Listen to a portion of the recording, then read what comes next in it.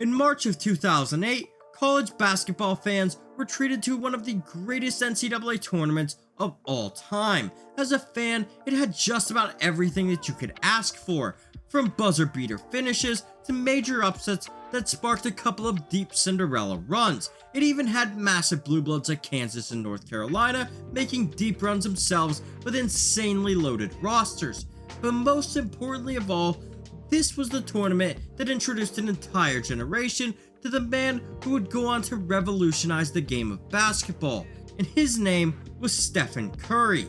He didn't play at a massive school like Duke or Kentucky, but rather a tiny school just outside Charlotte, North Carolina named Davidson College, who to this point hadn't won a tournament game in 39 years.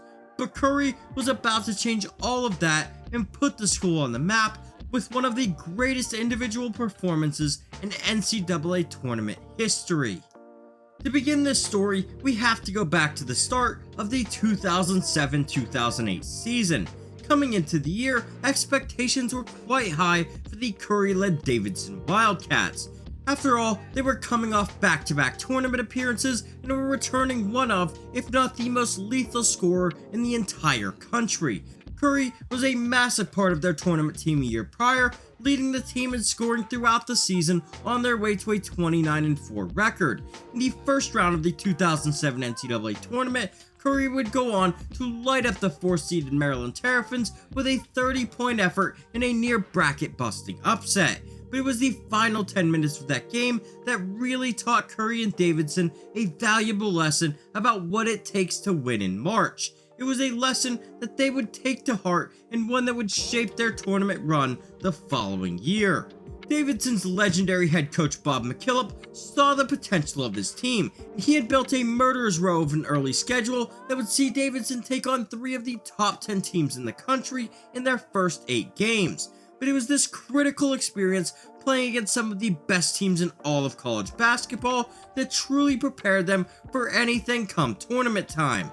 The Wildcats would struggle in those big games early on, losing 6 of their first 10 matchups. However, Curry and Davidson were able to show that they could hang with some of the best teams in the country, often falling short by just a few points.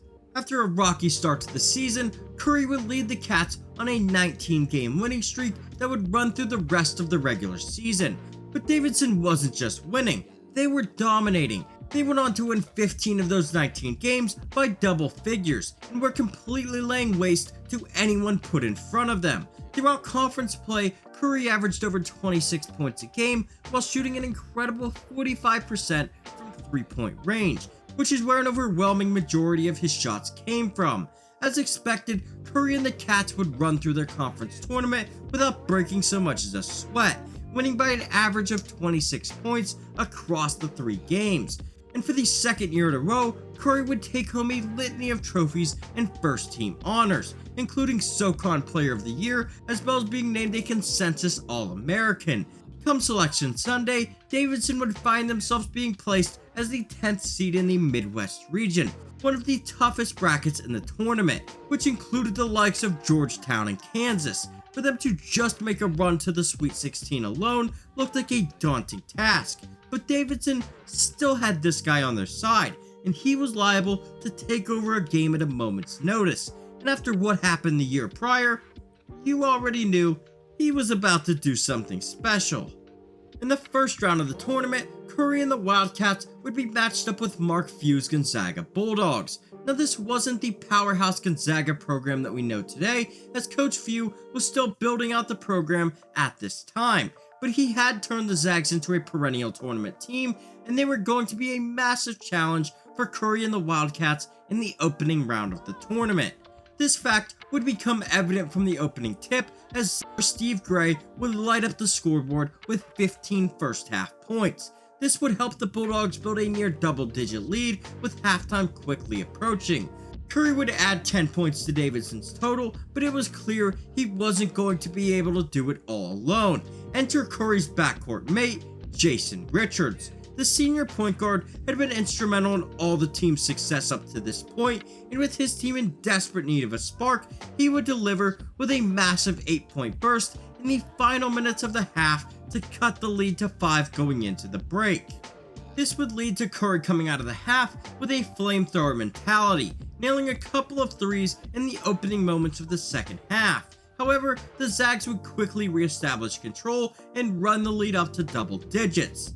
Suddenly, Mark Few's Gonzaga Bulldogs were on the verge of running away with the game, but there was just one problem for the Zags. The baby-faced assassin was just warming up, and he wasn't going to let his team go away quietly.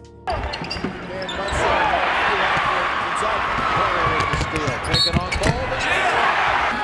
moves the ball, he moves his head, he moves his eyes, tough to defend. Right back with a three. Right there. Sony got a piece of it. And there's Curry again. That's what he was looking at Curry that time. Curry just didn't get enough space. Curry 3 away from time. Here it is! A 17-6 run. Curry's second half explosion would bring the Cats back to life. A year earlier, it was this very moment where they ran out of gas and failed to put the finishing touches on their upset bid against Maryland. But today was a different story, and with the clock ticking down to the final minute, the chef would have one final course left to prepare.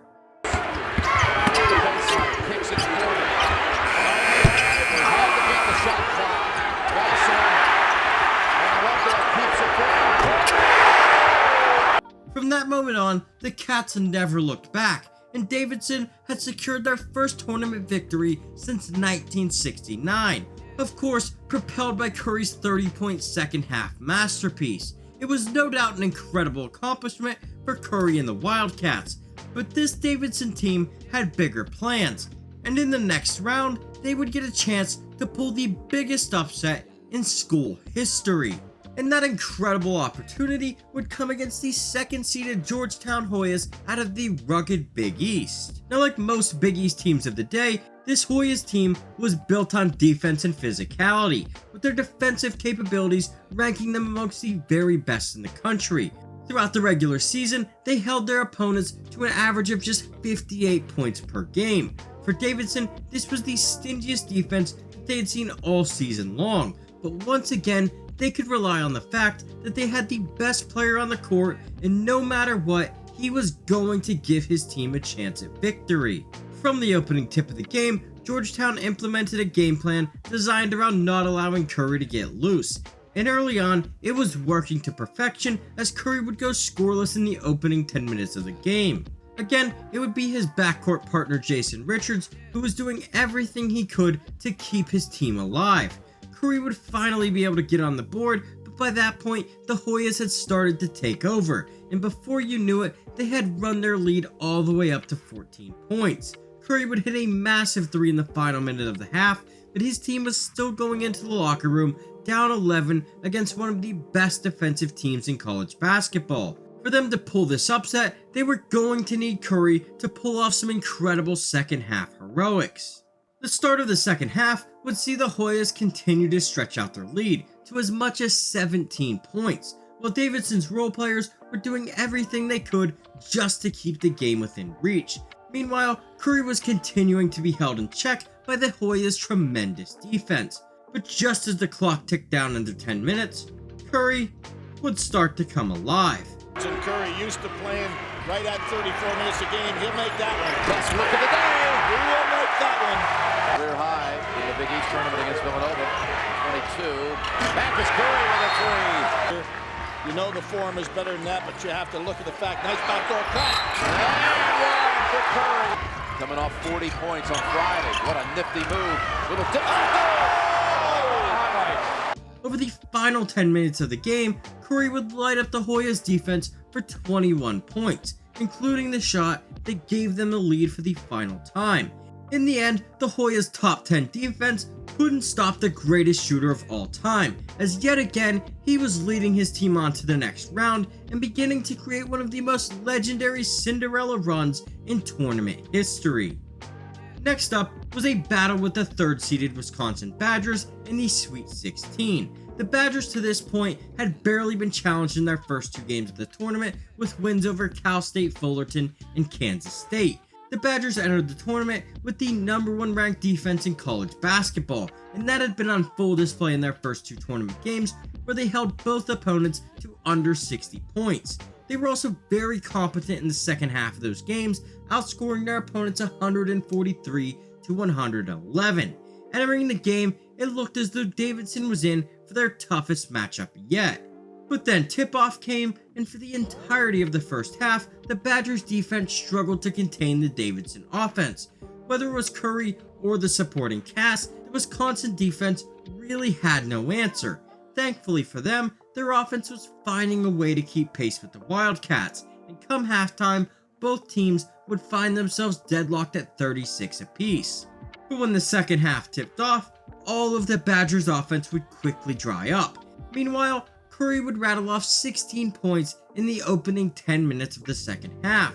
By the time that burst was over, Wisconsin was in a 15-point hole, and Curry's Wildcats were on cruise control en route to a 17-point victory. For just the third time in school history, and for the first time since 1969, Davidson was dancing into the Elite Eight. Suddenly, the little guys from the SoCon were just one win away from the Final Four.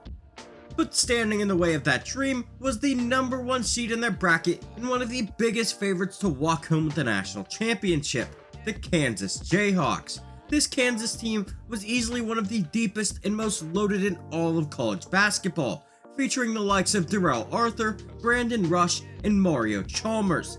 This group was also determined to earn the school's first national title since 1988. For most fans and media, the outcome of this game was barely a question, but Curry had his Cats dialed in, and they made sure everyone knew they were not going to go down without a fight.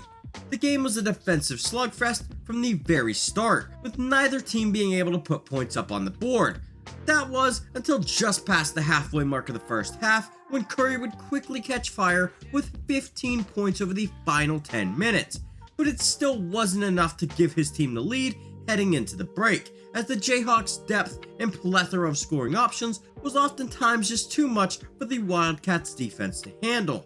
As the teams went into the half, with Kansas ahead by 2 on the scoreboard, it became crystal clear to everyone in attendance that this game was going to be a dogfight to the very end. Curry would come out of the locker room locked in, hitting on his first couple of shots, but then Davidson's star guard went ice cold. Curry would go on to score just 2 points over the following 17 minutes of game time, but even with that, his Wildcats were determined to keep the game within reach even when their star couldn't get on the board. Every time Kansas would start to build a lead, the Cats would come roaring right back. But one final run from the Jayhawks would give them a 6-point cushion in the final minutes of the game. And now it was on the Wildcats defense to come up with their biggest stop of the season. Richard off the bounce. Collins hands it off to Chalmers. He curls. Stops. Arthur, 5 to shoot. Collins, 3 to shoot. Lets it go. Off the front rim, no. And with that, it all came down to this one possession and a shot at the Final Four. The entire stadium knew who was getting the ball, but the question was, could he really do the unthinkable one more time? Here's Curry. He may not give this up.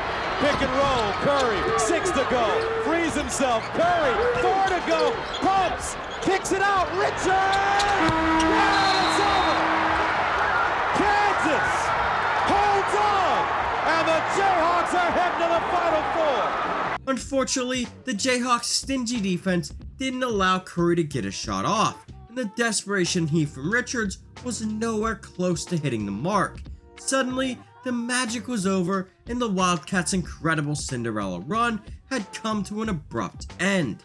To make the pain sting just a little bit more, Davidson would then have to watch from home while Kansas went on to win the national title, thanks to one of the biggest shots in the history of the tournament.